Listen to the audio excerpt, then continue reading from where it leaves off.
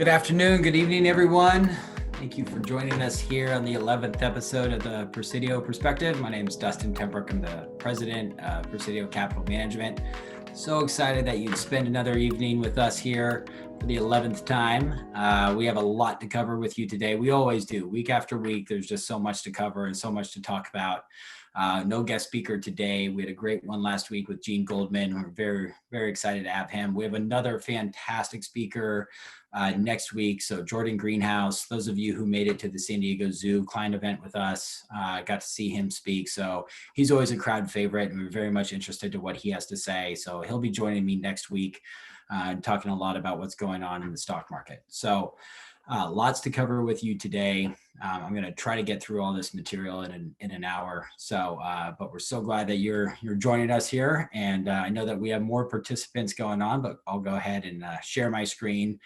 Just a reminder, if you have questions right now, anytime during the presentation, go ahead and put those in the Q&A. I'll be happy to address your questions.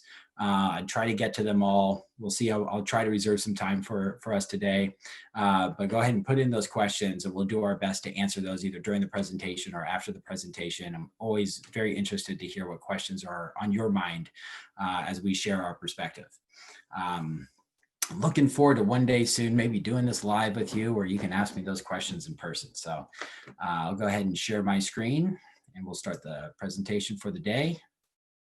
Wonderful. So first of all, our disclaimer, as always, investing involves risks, includes the potential of loss of principal. So no strategy or product can assure your success or protect you against loss. So past performance is no guarantee of future results. And just all this information I'm giving you today and in all of our episodes is information on what we're looking at, and just rely on it as far as information, but it is not, please do not constitute this as advice for anybody to make any personal transaction or decision. Make sure you consult with your financial planner, your tax professional or legal professional for tax or legal related transactions. All right. So as always, we know there's three things that we have to plan for that are the biggest threats to our money: inflation, taxes, market crashes. And what we do as advisors, as your personal CFOs, is that's our personal CFO formula to work with you to understand your plan and to make sure that we safeguard you with strategies that we can implement to help protect you and give you confidence during these really trying times. And there's always something that is a threat to our money. Those are the big three that we really have to plan for, and it's unrelenting. You know, you might notice that, you know, over the course of time in life that we either had our head in the sand or we always had some threat or challenge that was facing our capital and where we put it. So work with us, work with your personal CFOs as fiduciaries, crafting a plan on not just your investment portfolios, but on all these facets of your wealth management, and make sure we understand what that asset allocation that we have in store for you, why we have it, and know that what your time horizon is on risky assets, especially the stock market. I know many of you already have this all down, but just wanted to reiterate how important that all is. So tonight's discussion, we're going to touch on the economy. We're talking a lot about what's going on in the economy. We have obviously a lot of bad news in the economy, but maybe some good news that we'll talk about, just piggybacking from last week. Go lightly on the stock market today because we're going to talk about that so much next week. But of course, I'm going to share some of our perspective there, what's happening with the progression of COVID-19 globally, US, locally. And then, of course, something that everybody has expressed a lot of interest in is the local reopening of our economies. So, so the US economy, right? Pretty shaky ground as it stands right now. So, you know, the economic toll continues, and information that we're getting is as bad as anticipated or worse. And so we really knew that this was going to be a very bad quarter as far as economic data that we were going to get. And to that end, it didn't disappoint. We've had since March, 38.6 million people have filed for unemployment since March. So this does not include the people who were already on unemployment going into March. This does not include people who were actively, you know, looking for a job or in college or retired. These are people who are working and are now not working and have filed unemployment. So just since March, in less than 3 months, a population larger than the entire nation of Canada has filed for unemployment here in the United States. California's unemployment rate is over 15%. And those statistics are staggering, and the effects that that is going to have on our economy is significant and not something that we can't really underestimate. However, one of the biggest questions that we have now and that we are watching and what's happening right now is that out of these 38.6 million people that filed for unemployment, roughly 78% of them, almost 80% of them, cited that it was temporary, that they expect to go back to work sometime in the near future. Okay, so whenever that stay-at-home order is lifted or when they can resume to their businesses, right? Out of that 38.6 million, it's cited somewhere around 78% of them have said that this is a temporary situation. I have not completely lost my job and I plan to go back into the workforce and be off unemployment. So that's a really important statistic and something that we want to watch. And that's what's happening right now as different states move through their different stages of reopening their local economies. And you think about it, of how many who are these people that are unemployed and filing for unemployment benefits, and you all know many of those people. You all employ many of those people, especially when you think of the service industry, right? And how many people you employ when you think of these hard-hit sectors, right? You employ your hairstylists, hair salon, barbers, right? Some of you I know cut your own hair, but for the most of us, we'll pay somebody who can do that for us, and we see them quite regularly. All of them have been completely displaced. I mean, I don't know what the total count of hairstylists and workers at a salon is in this country, but all of them have essentially become unemployed and filing for unemployment benefits. Of course, we understand that bartenders and servers and those that work at a restaurant, front house and back of the house, are also unemployed. And I mean, how many, millions and millions of workers in that sector have been displaced for a temporary period of time and are starting to return back to the workforce, right? When's the last time you've been to your dentist for a dental hygiene appointment, right? And think of all the people who work in your local dental offices. How many dental offices are there on your way to work or in your town, right, that you can think of that have had their doors closed? And so this has hit a lot of different sectors that we employ, right, on our kind of day-to-day, year-to-year, month-to-month lives, where we see these different people. Of course, hospitality sector we know has been hit very hard, right? How many people do we know that work in that hospitality sector that have been dislocated of a job recently? On the higher end of the employment scale and earnings wages, plastic surgeons and a lot of healthcare industry actually lost a lot of jobs or had temporary displacement because a lot of people that were being treated for non-COVID related diseases or health concerns did not go see their doctor and did not schedule those appointments. So there's been a lot of less employment in certain sectors of the healthcare industry, right? And so how does that come back? Of course, we know of our retail clothing outlets and malls and strip malls, et cetera. How many of them have not been unemployed? So when you look at the 38.6 million number, it is staggering. But we do know that with a certain amount of confidence that a good number of those people, once we reopen the economy, are going to come back to work. And so that's why we're watching this reopening process as these businesses move through those various stages. We'll talk about our stages here in California, but that's something that is very important to the recovery of the economy and something that's taking place right now as we speak. Some of the bad news from the National Activity Index, right? And so this is, tracking weighted average of 85 indicators of growth in the national economy. And they're looking at production and income, employment, unemployment, how many hours are worked, personal consumption, housing, sales orders, inventories. And so we look at this black line right here as anything north of this being a growing economy, signs for good growth and increase in activity and production, and falling below this line as potentially, slipping back into a no growth economy or into a recession. So the areas in blue, you can see are recessions that we've had in the past, and this is going back, seemingly 55 years or so, 45 years. And we can see that this activity indicator was the worst on record. I mean, worse than what we've seen. I mean, output activity just grinded to a halt. I think we know that happened really quickly. Okay. And so we understand that this is as bad as it could be, and something that, if this prolonged in the shutdown order, would be very, very dire for the economy, and especially for the stock market. And something that, in the beginning of the economic fall in the stock market and in equity markets globally, is how long was that going to be? How long was the stay-at-home order and shutdown going to last for? That had a lot of traders and strategists, of course, concerned, and why you see a massive drawdown in the stock market. What we have seen recently is some signs of hope and some good economic indicators stating that we might be in these early stages of a recovery, and that as we look at this day after day, week after week, we will start to grow confidence that we are in fact in a recovery period, and we can say that this recovery is real. Now, being in a recovery does not mean you've recovered. I mean, just like you recover from diseases or from recessions, it doesn't mean you have fully recovered. It means that the things are getting better. And it could still be a lot of, economists, strategists, and like our guest last week are talking about a U-shaped recovery of the economy, meaning it's going to be a very gradual, recovery to get back to the productivity that we once had, like we had in 2019.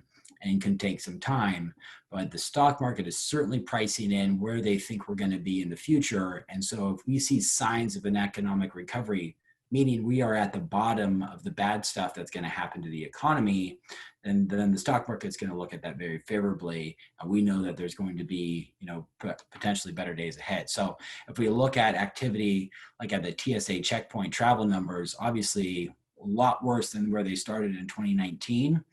Right. And so this is from March 1st, and we saw this precipitous fall, as we have with all of these indicators, this really steep and severe decline going to next to nothing as far as TSA booking.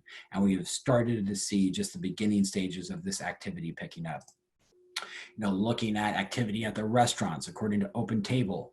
So the U.S., restaurateurs, I mean, going to restaurants was nothing. I mean, there just wasn't a restaurant to go to. You did not have an option. There was no bookings, no tables at restaurants that anybody was going to across the country.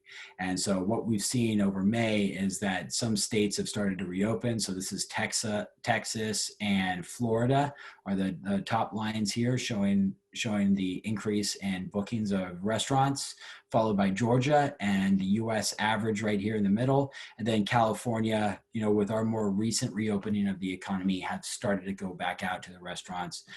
New York falling obviously much further behind as they got hit hardest by the spread of this disease, and have to, of course, ensure that is under control before anybody's going back out to a restaurant out there, I'm sure. Also, hotel occupancy rates, okay, again, precipitous fall coming down. February, March, April have also started to increase and started to get better. So we see a lot of these different indicators showing us signs that a potential recovery is in the midst, and that's a very good thing that Wall Street likes, and a good thing for all of us if we can get reopened and return to some kind of normalcy of life here. I don't want to suggest in all of this that we are out of the woods, okay? So what we are talking about is things are horrible. We've been talking about that for a long time. And what we've always wanted to look for is the stages that we're in. We know there's an end at some point where we return to normal, where the world makes sense to us again, and we can go about our lives. And so we're just tracking the progress into getting to that point and seeing how far off in the distance that might be. One of the best indicators for the trends that Wall Street likes to look at, and something that our guests commented on last week, was the PMI. And so PMI is a composite index of seasonally adjusted indexes that follow 5 different indicators. So we're looking at manufacturers, so talking to roughly 400 purchasing managers, and finding out what are the new orders like, what are the backlogs, how's employment, what are the inventories looking like? What is the activity week to week? How are we doing compared to the previous week, right? And compare that data to where we were at a year before. So it's really tracking the trend of the economy. So, is the direction up? Is it down? What is the trend that we should anticipate? I mean, if you think of the cycle of where it all starts, it starts with an order being made. So before the widget is produced, somebody has to order that from the manufacturer. And that comes from a sense of there's going to be somebody who's going to buy it on the other end. And so that order comes in, that widget is produced, it is now shipped, right? So they track shipping, and it's to the person who ordered it. They might sell it to somebody else who sells it to somebody else, or so depending on how many people are in the supply chain before it gets to the final customer. But this is kind of where it starts. And so that's why Wall Street is very interested to see what are the PMI readings, and what we have seen is that, again, the fallout, as of the end of April was very, very bad from the PMI. Interesting that it did not reach the depths, one of the very few indicators that did not reach the depths that we saw in the Great Recession. And that kind of makes sense because one of our responses to this as a society was to buy up all the toilet paper. So we did go to the store, we went to the grocery store, we felt like that for some reason was safe for us to do and buy lots of items at the grocery store. And so there was still some high demand for products. Amazon and all those deliveries kept on coming and arriving to our door. So, there wasn't a complete dropout in consumer spending. That typically is, I would imagine, is going to happen,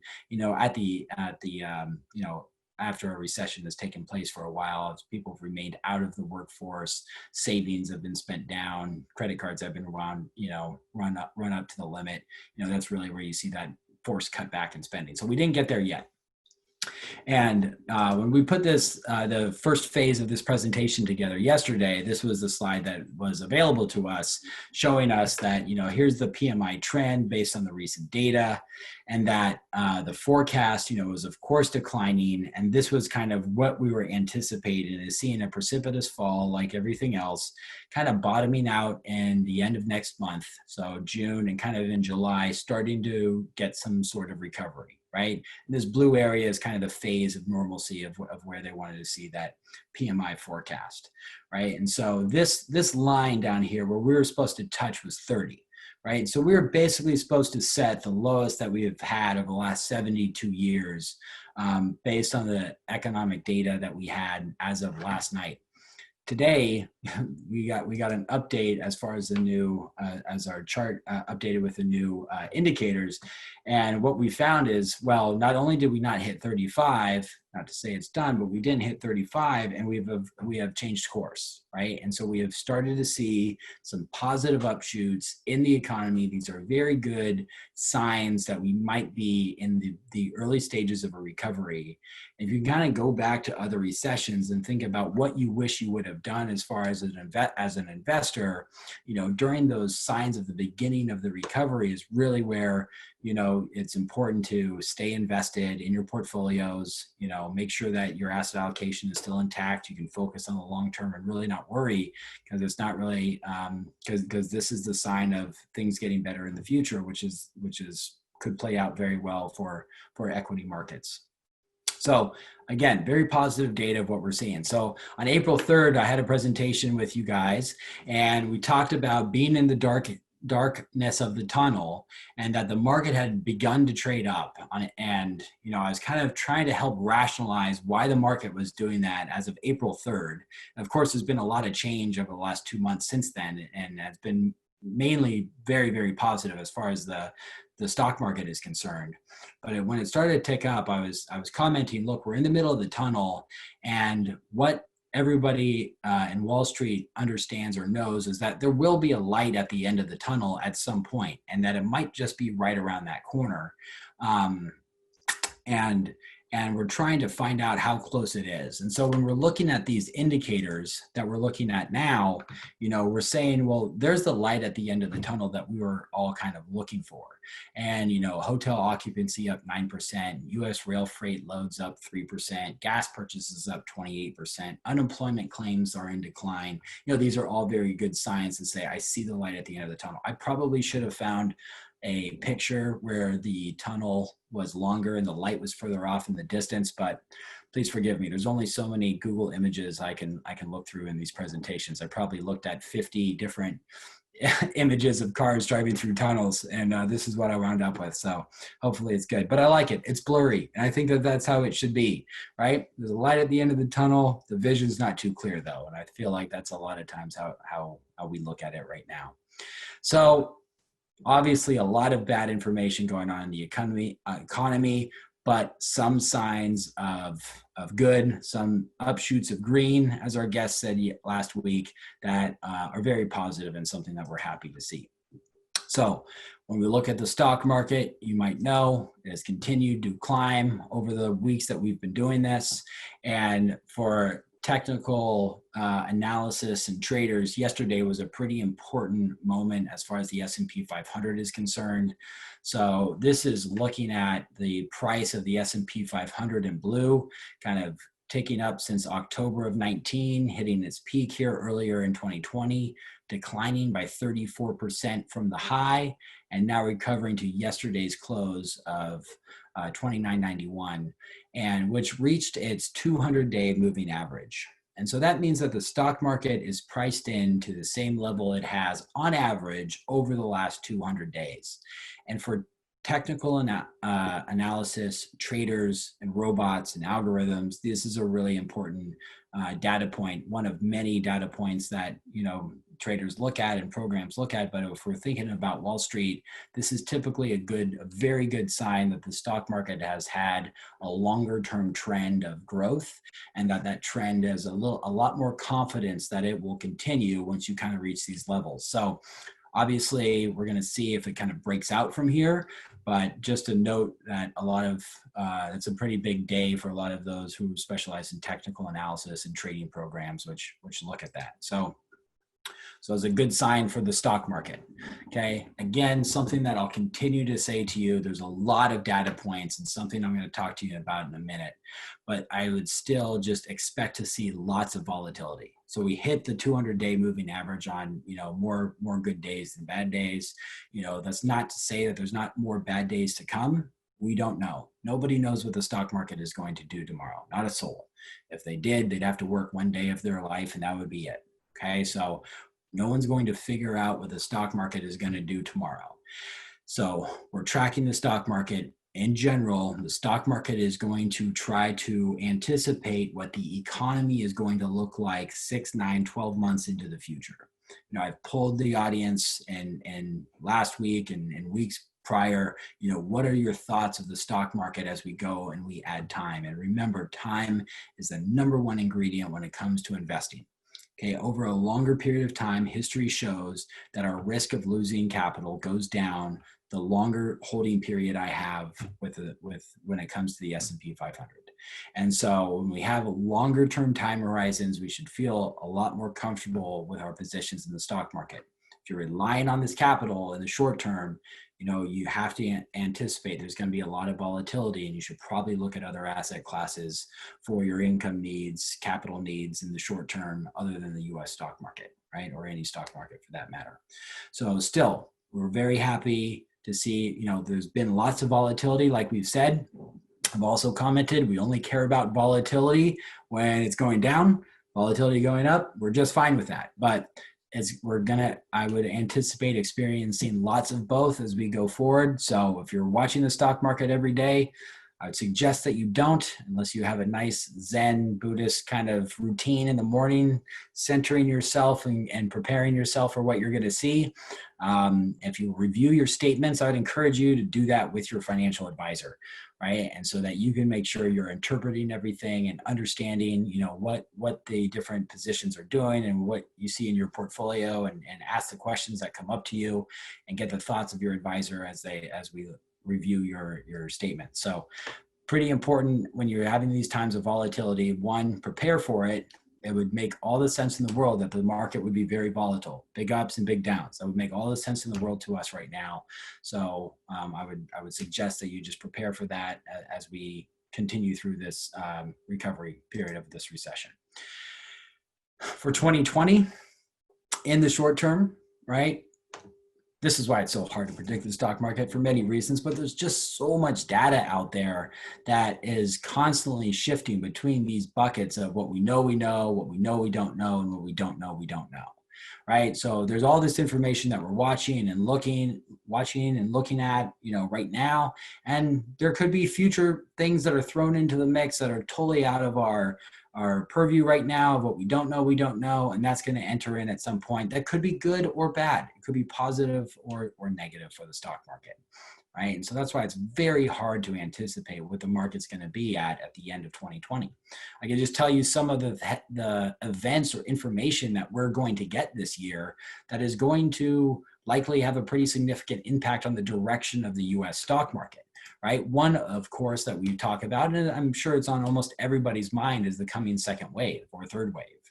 Right. And so as we have reopening of the economy, we're going to kind of look at what things look like here in the summer months, but we do have a flu season coming back at the end of this year, and something that's widely anticipated by economists and medical professionals alike is a second wave of this disease coming back as we enter another flu season.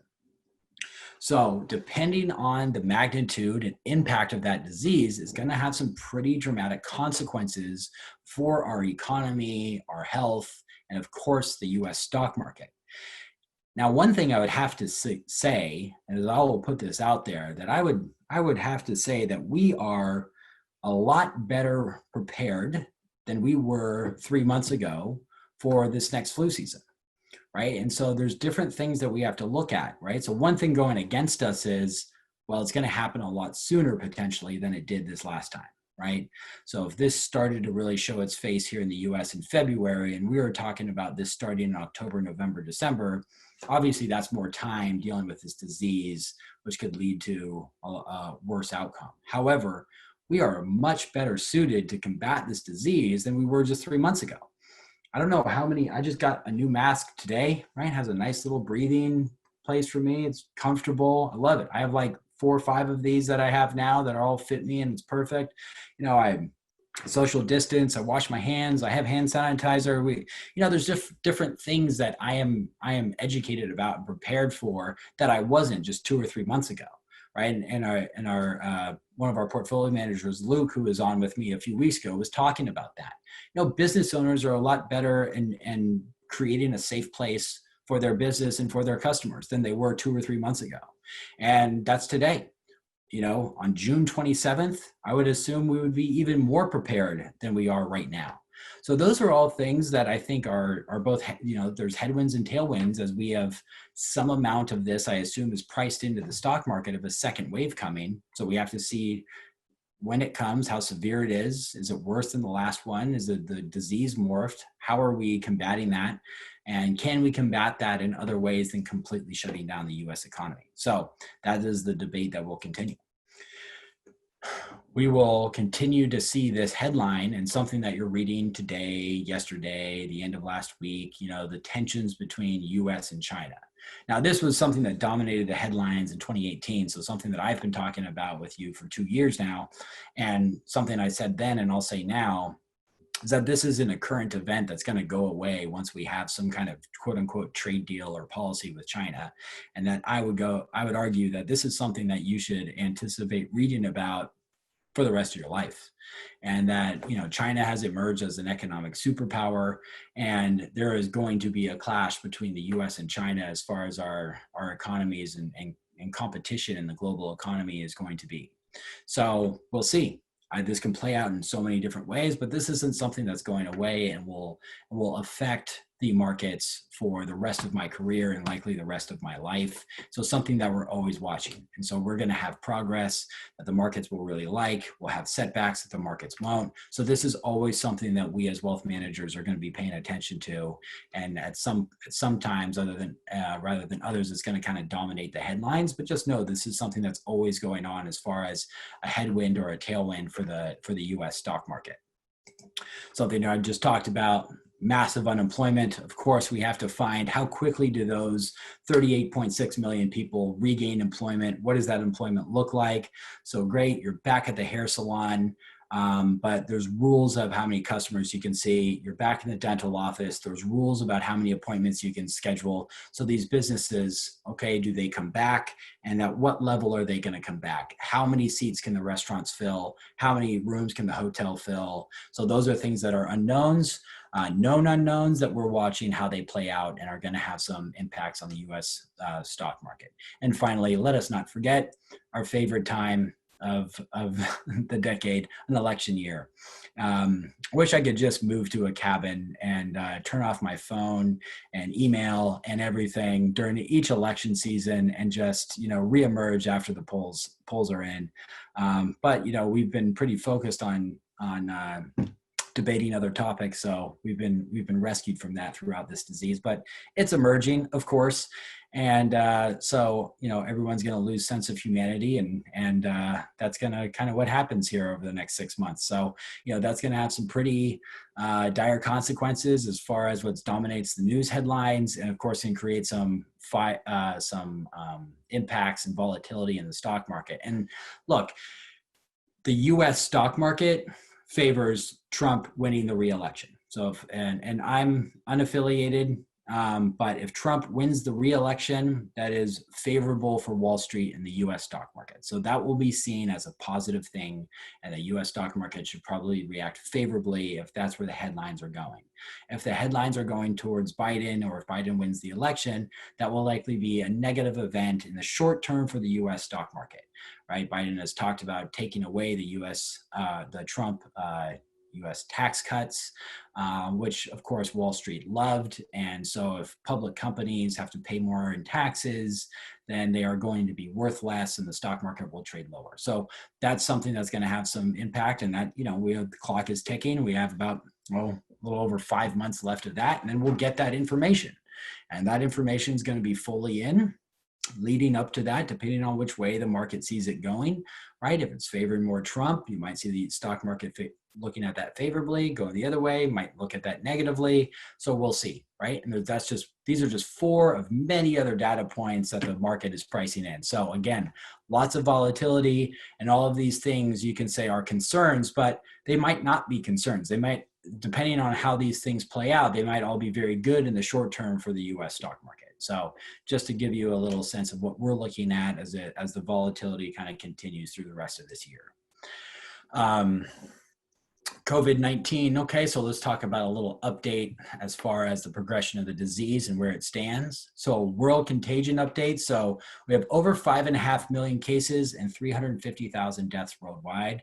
I will say that this is a lot less than what I was personally anticipating and what the models were showing me 3 months ago.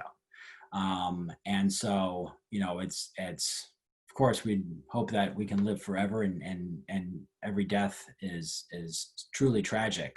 However, what was being looked at in the beginning of this and where we thought this was going to be I thought that these numbers were going to be at least 3 times what we're looking at today.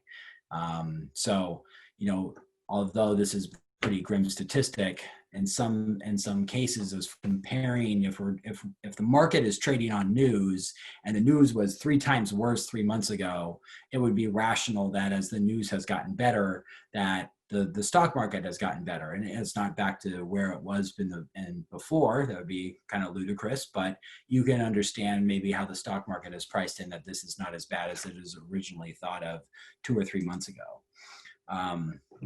Sweden has had a very controversial, herd immunity approach to combating this disease. And they have one of the worst death rates in the entire world, 40 deaths per 100,000 citizens. So not per people who get this, per citizens, right? And so they have a pretty bad death rate kind of focused on a herd immunity approach to combating this disease. So it's interesting. We've kind of heard of this, it's in the headlines and being talked about, especially those who, want another solution other than vaccinations, where this herd immunity approach kind of is brought up as a potential solution for the problem. And it is a solution for the problem. right? There's a lot of ways to win the war. You can win the war by sending all the troops out there in the front lines and taking heavy casualties and heavy losses, but it's going to be done in one battle. Or we're going to be more tactical. We're going to use diplomacy. We're going to use the drones. We're going to use whatever. It's going to cost more. It's going to go on longer, but we're going to preserve human life. So that's kind of how I look at herd immunity, is like, hey, let's just line up the soldiers and go at this problem, and we'll just put it to an end, but at a heavy casualty rate. Right. And so that's, I think, the debate that, goes on between countries and their population. The World Health Organization is reporting that the international death rate is declining. So that's good. And we anticipated that and think that trend will continue. So it was well over 7% at its peak, has now fallen to almost 6%. And as those outstanding active cases, we get the data that they confirmed survived this disease, we would anticipate that, this will continue to fall as far as, those that tested positive who survived this disease globally. In the US, we have seen a very significant uptick across the country in testing, which is fantastic. So something that we absolutely needed to instill confidence, to be able to reopen economies, to give all of us the peace of mind to know that, people are being tested. We don't have to be fearful of every single person that's around us. And, the rage that we would feel if somebody, God forbid, sneezed or coughed, in our vicinity. So, part of this is getting a lot better. So we have rampant testing, and that's increasing at a great rate. So that's very positive for reopening the economy. And also we have seen the percent positive rate dramatically decline as we've ramped up testing. So those are two very positive things. Tests are increasing dramatically, and the rate of those testing positive continues to fall. So that's very good for, those that said there's a lot more people who have this disease who aren't testing positively for it, and we're just not having enough tests. So that's very good that we're seeing a decline in the test rate, and that's not staying constant as we employ more tests. So that's very positive. We on a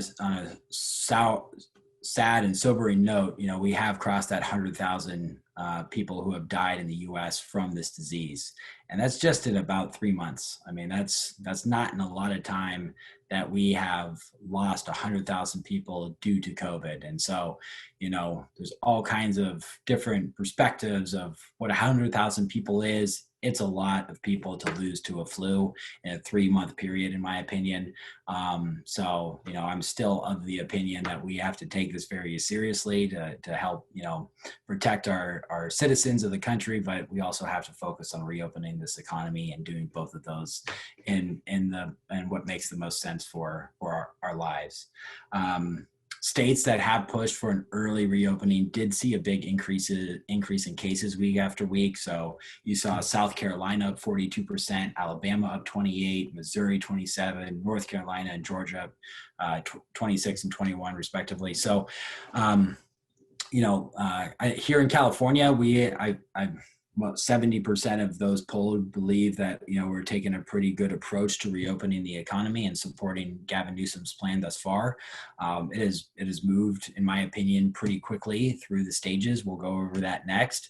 And we also have done a very good job managing the cases as a state here in California. But everyone is very interested to see what's going on in other states as they reopen. So it is good to see, in my opinion, that Texas doesn't make this list. They were one of the first to kind of reopen their economies. San Diego, okay, so the cases are now nearing 7,000. So it seems like just about every week we're adding 1,000 to these new cases. And so we're looking at the trend line of how many new positive cases we're getting daily. Okay, these are deaths being reported daily. We had a big uptick over the weekend, but those spikes are really just based on when the count comes in of when that order happens. So there's days when it's 0 and days where it's 15, and that kind of, you would have to imagine is spread out over a number of days.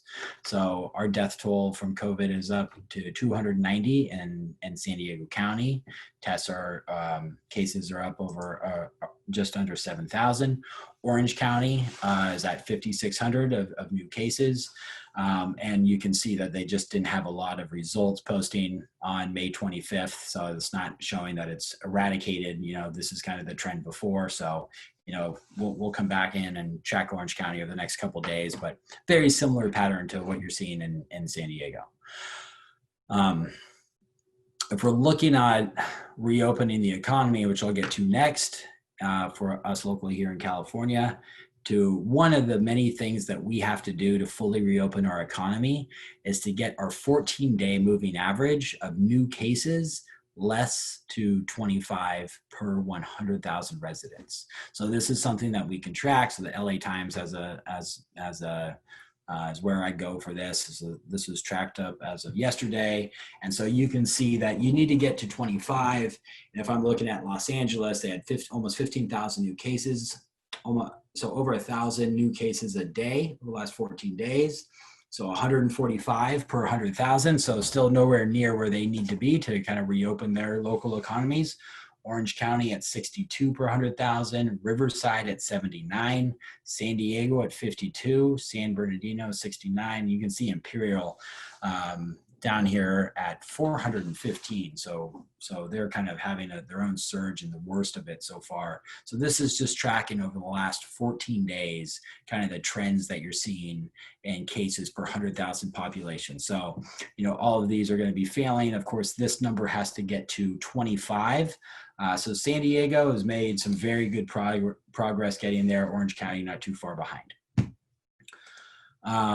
So reopening, again, we talked about these different stages in prior episodes, Gavin Newsom's 4-stage plan. And what we're looking at is almost all the counties in San Diego are somewhere in like the middle of stage 2, right? With some of these things happening in stage 3. So, lower risk workplaces have mostly returned back to work or in the process of doing that. And now many different workplaces that are quote unquote high risk are in those early stages of returning back to work. So, I got a notice from my dental office, from my hair salon, these different places saying that, we are preparing to reopen for business. You can start to, book your appointments in advance. We plan to be, reopen for business here in the near future. So stage 3, again, there's going to have to be restrictions on gathering sizes and limitations. So we're looking at those gyms, the salons, sporting events without live audiences. Movie theaters is probably going to be stage 3.99, I would imagine. Religious services returning to in-person settings. So these are the things that we're looking at in stage 3. So, if you look at, for instance, reopening hair salons, here's some of the guidelines that they're going to have to abide by. So require the use of face coverings for staff and customers, removing high-touch amenities, so no more magazines or coffee makers from the lobby, frequent disinfecting of the booths, stations, and tools, contacting customers before appointments to ensure they're exhibiting no symptoms, and making sure they're staggering appointments to reduce crowding. So if you think of staggering appointments, this is going to lead to lower income and lower productivity when I think of the restaurant, the dental office, the hair salon, the hospitality sector. So although they are reopening, it's going to be nowhere near to where they were as far as the level of production and business that they were doing, in the beginning of this year. So still good signs to see that these things are going to start coming. And of course, we're going to be watching very, very closely what is the new active case rate, and do we see a surge in cases as we go into more of these high risk type of businesses, quote unquote, and how well do they manage, the safety regulations imposed by the state and counties. And so, for us to fully reopen our economy, counties need to prove a lot, that they are following a pretty strict set of criteria and rules to get there.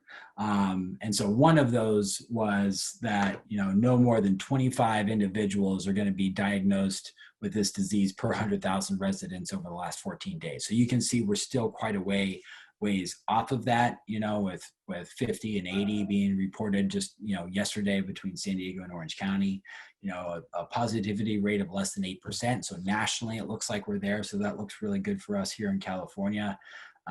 So, you can kind of look at a lot of these different things, and a lot of them look like they're very attainable. And this is, we've made pretty significant progress, and being able to go through these stages so far and look to reopen our local economies. And so that's all very good signs. Again, we have more information we do today than we did a month ago, 2 months ago, than we did yesterday. And we'll have more information tomorrow and more information next week and a month from now, and so on. And that information provides some safety and stability to us personally, to our health concerns, to our economy, and again, eventually to the stock market. If I kind of step back, and I'm kind of at the end here, and I'll just wrap up with this, and then we'll move on to Q&A.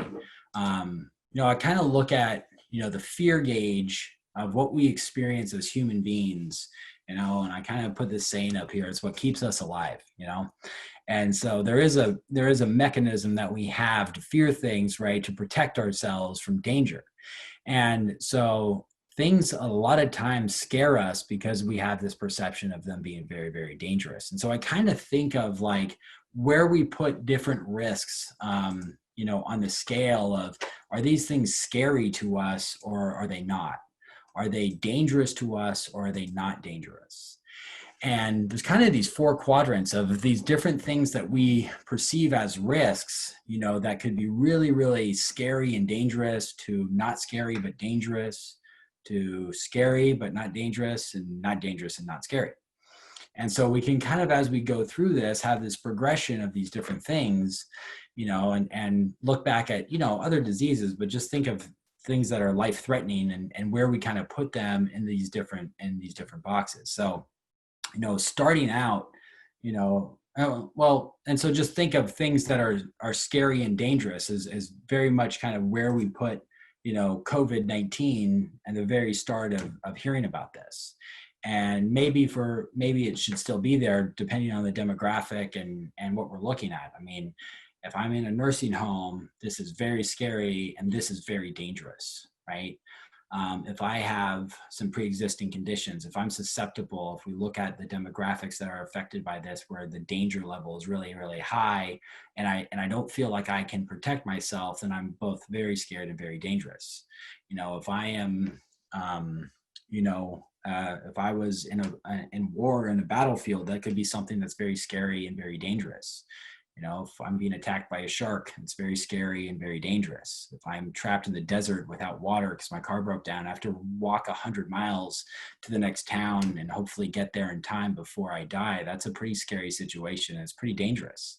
So as human beings, we can find ourselves in these situations that are scary and dangerous. And as time plays on, what happens, and this is important when we think of the psyche of us as human beings and our activity, which are in the end going to drive the economy, which is going to drive the stock market. So that's my point in all of this, is when we look at where we are today versus where we are 3 months ago, we have to say that we have a lot more information, and that we have probably moved this fear somewhere on this, and that the progression is likely going to be, over time, that this, this dot becomes, not scary and dangerous. Maybe it still scares us, but it's not as dangerous. Maybe we have figured out with our personal protection equipment and washing our hands and slowly going out and trusting that the economy is, and that the local businesses are set up well to protect us, that, we might still be fearful, we might stay indoors, but maybe it doesn't pose a threat to us that we thought that it once did.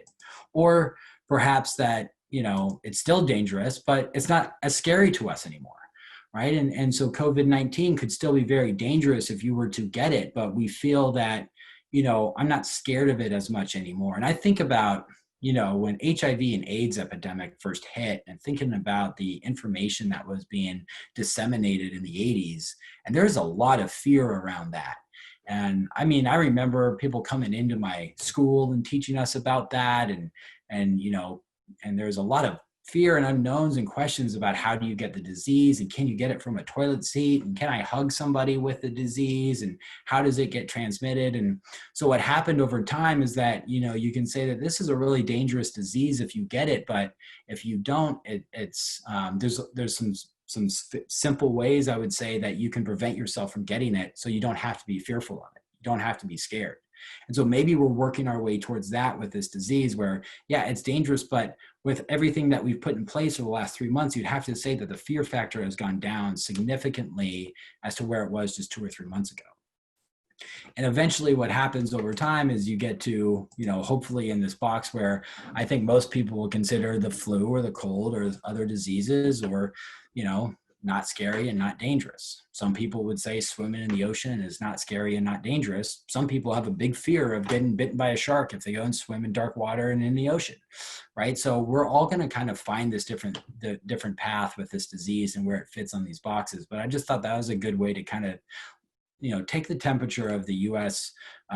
What's the U.S. sentiment on these different levels, which will ultimately be able to drive productivity and activity. So when people are operating in this fearful zone because they fear for their life and they should, and they're going to shelter in place and not do anything, that's going to be really detrimental to the economy. Some people would put vaccinations as something that's really scary. Some people would say that they would argue with you that they're very dangerous, right? And so vaccinations can be a circle on here that is also going to start to play out in the headlines at some point in the future, where people are going to put that in its own into some of these different boxes. It's not scary, not dangerous. Scary but not dangerous is a debate. Scary and dangerous or whatever. So, we're going to perceive these different threats, and that's going to conduct our behavior, based on these fears that we're doing to hopefully what keeps us alive. But, as we get more information, likely that fear factor goes down which we talk about it every day. We look at it every day. So just doing that takes the sting out of the fear out of it. And then as we as a society develop just strategies like social distancing, not to mention medicines or vaccinations that can prevent this from being dangerous, that will also help eradicate and get us to a much better place. So, I'll kind of end with that. That's what, all the things that we're looking at. Like I said, there's so much I had to kind of pull back on a lot of the stuff that I wanted to cover with you here today. So again, we're here to serve as your personal CFO. So go ahead and put in your Q&A down there at the bottom. I see I have a couple, and I'll go ahead and, while I have you launch a poll and while I read these questions, so 2 questions here. So I'll launch a poll to those out there. So first question is, do you know anyone affected by COVID? So do you personally know anybody? Right? So kind of one deviation away that someone who has this disease personally. And then also, would you go on a complimentary 2-week cruise next week? So this cruise is paid for. It's 2 weeks. So absolutely depends on where we're going, or no amount of money can make me do that. Just basically a no. So go ahead and I'll read your question so far.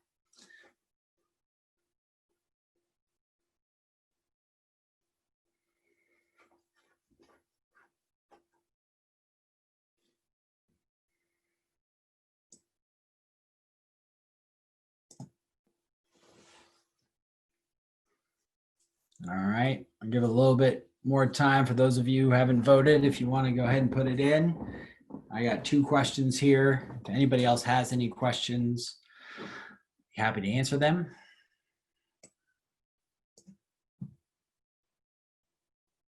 All right, we'll end the poll there. All right, so let's share the results.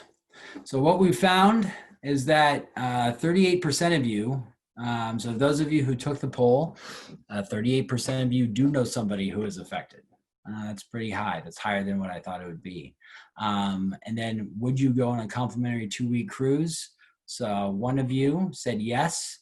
That's fantastic. I'm sorry, I should have said that this is a hypothetical question. So if you're expecting to be sent on a cruise, this was just a hypothetical question.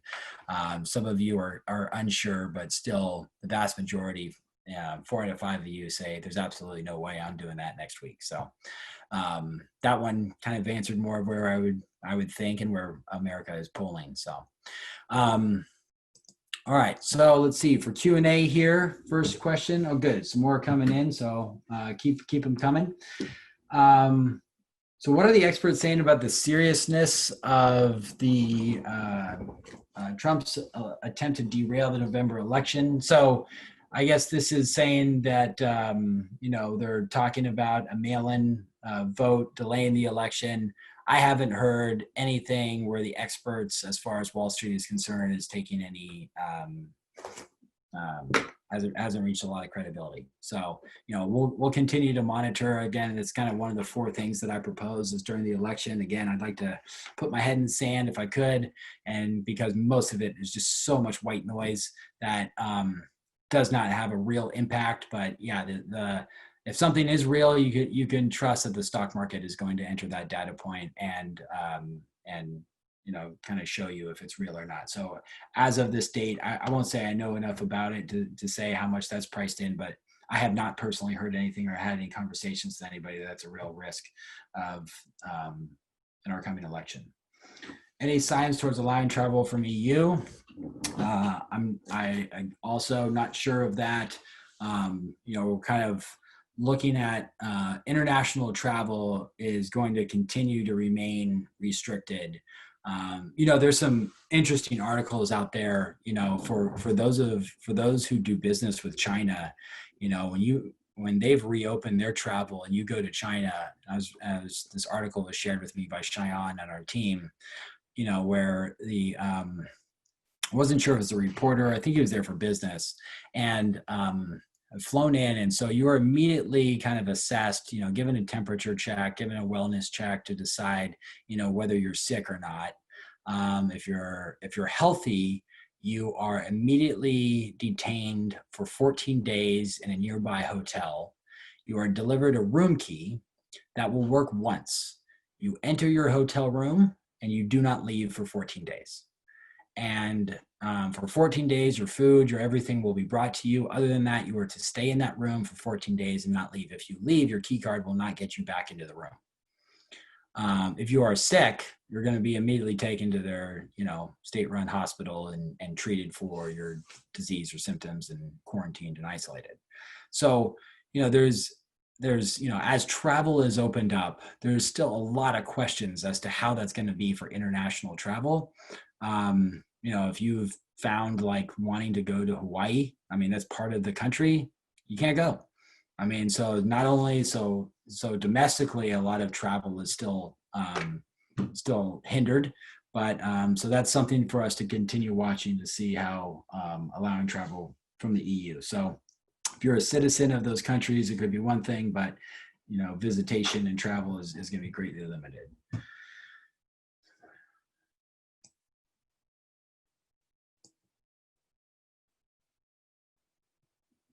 Okay, so let's see.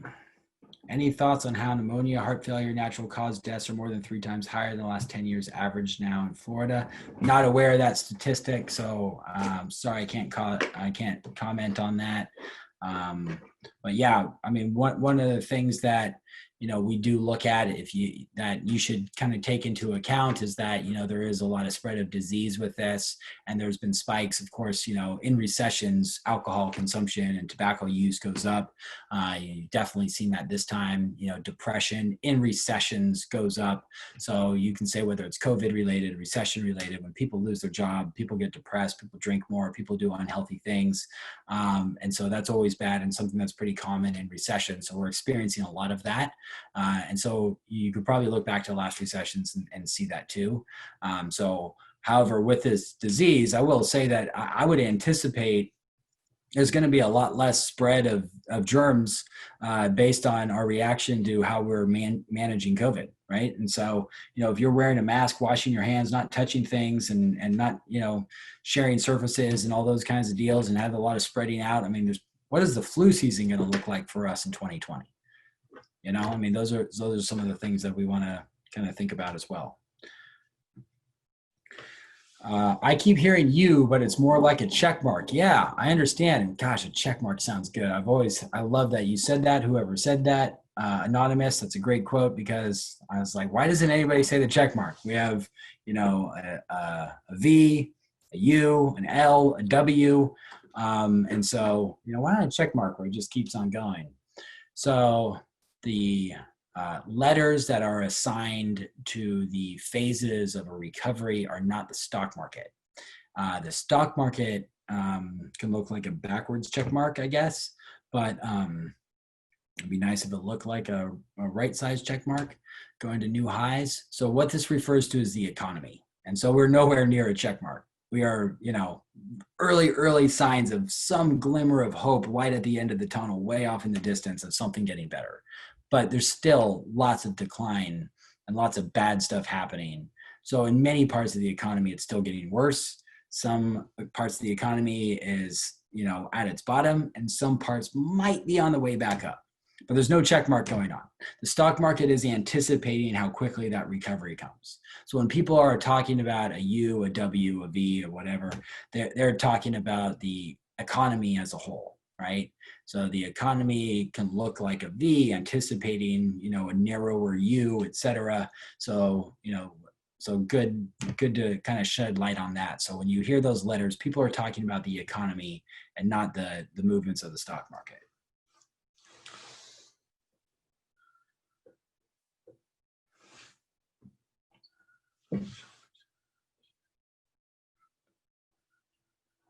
So aside from the initial election reaction, if corporate tax laws were changed, how long would that impact companies' earnings? How long could that potential downturn be? So the question was, if there's a change, with the U.S. tax cuts, how quick is that going to take into effect? Again, the stock market is reacting in the midst of a lot of bad news. So we have to decouple the things where the stock market is going to react versus when is it going to take shape. So the stock market started recovering as everything was falling down on the steepest level, and the stock market was starting to go the other way. So, this experience and coming in week after week and talking to you is probably, I've been trying to kind of educate the group on, okay, there is a dislocation. The stock market is a leading indicator. So we'll start to go down before things get bad. We'll start to get better before things get better. And so, when Trump was elected, the stock market immediately shot up just because of his general view of doing things that Wall Street likes. There wasn't a proposal for a U.S. tax bill the day that he assumed office.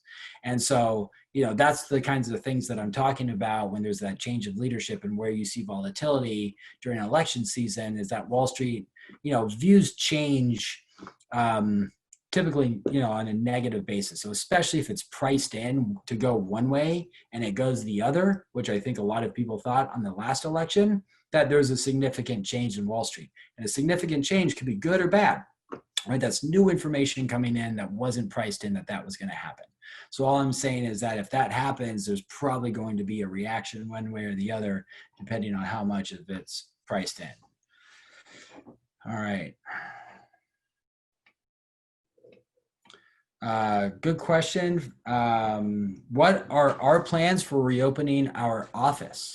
So we are working on that internally right now, and that's a very good question. Thank you for asking that, Maury. So we, of course, are looking forward to getting back to work. The first phase is for us to have a staggered approach to getting the staff of Presidio Capital Management back into probably a shared time of work from the office and work from home before we start opening our doors to clients and prospective clients. And so that's kind of our first phase. And so we'll be delivering more information on that in weeks to come. So, we're going to kind of start that off next week in our first kind of initial phase internally. And you'll hear a lot more information from us in the coming weeks on when we reopen. So we'll have an email go out to everybody. I'll, of course, talk about it here, but that's a very good question and something that we're considering carefully. And of course, we're going to get to the end of this thing. We can do it safe. I don't feel, we've all had to make a really big adjustment to business and the way of doing things. I think all of you have made a fantastic adjustment. I know that I've had Zoom meetings with many of you and phone conversations, and you're coming to the webcast. We've been able to be nimble and produce this show for you on a weekly basis and have lots of meetings. So, I think that we've found something that works. I know that we can rely on technology right now. So me personally, I'm not in a big rush to to start opening the doors and putting you or our staff at risk. So we're going to take a very thought out, thoughtful approach to doing that and continue to invest in technology. But we very much look forward to having our client events open again, our in-person retirement one-on-one seminars, one-on-one meetings. So we can't wait, but we will take a modest approach to doing that, but more to come. Thanks for asking the question. So with that, I will sign off. Thank you guys so much for attending. Please, if you know anybody that would like to attend this webcast that you would find benefit, just think of somebody you spoke to in the last, week or two about the economy and the stock market. They might be interested if you forward on an invite. So thank you so much. I wish you all a wonderful weekend ahead. I hope you had a great Memorial Day tribute to all of our service members and as we celebrated them last Monday. So thank you very much. Look forward to seeing you next week. Take care. Bye-bye.